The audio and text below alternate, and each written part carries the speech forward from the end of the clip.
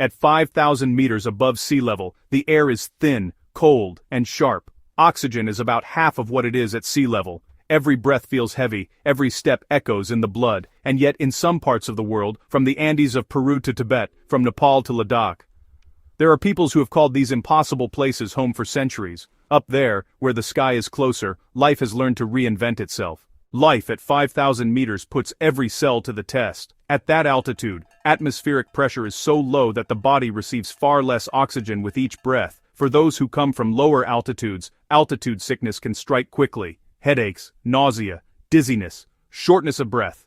But those who are born there are different. High-altitude populations such as the Quechua of the Andes or the Tibetans of the Himalayas have genetically adapted over thousands of years. The Tibetans possess a mutation in the EPAS1 gene, which allows them to use oxygen more efficiently without producing too many red blood cells, which honestly would make their blood too thick. The Andean peoples, on the other hand, develop a higher number of red blood cells, making their blood richer in hemoglobin to capture every available molecule of oxygen. The heart beats slower but stronger, the lungs grow larger, and even the chest changes shape. Wider, deeper.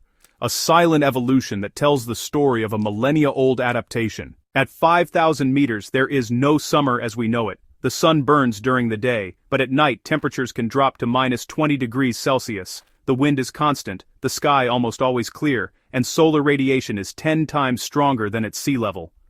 For this reason, high-altitude inhabitants have dark skin, narrow eyes, and deep wrinkles, natural shields against light and cold.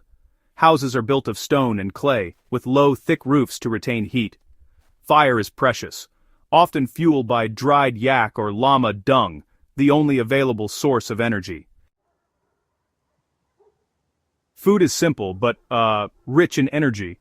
Grains such as barley and quinoa, potatoes, and dried meat from yaks or alpacas. The salty yak butter tea, so loved in Tibet, is more than a drink. It is really liquid energy against cold and fatigue.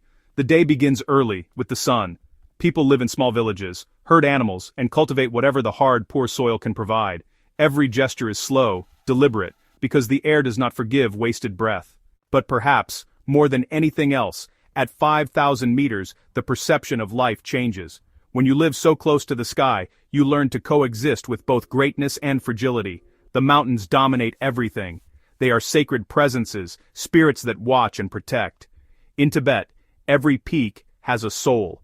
The people surround them with prayer flags, whose colors, blue, white, red, green, yellow, represent the elements of the universe. When the wind blows, the flags recite the prayers, carrying them toward the heavens. For those who live up there, spirituality is not a religion. It is a way of breathing, surviving, and well, giving thanks. Living at 5,000 meters means living at the limit of the possible, but also at the heart of what is essential. The rhythm is slow, the boundaries clear, the needs reduced to the basics: air, fire, food, silence. Many travelers say that among those altitudes, they have found a primordial peace, perhaps because in a place where everything is stripped to the bone, even the mind stops searching and simply begins to breathe.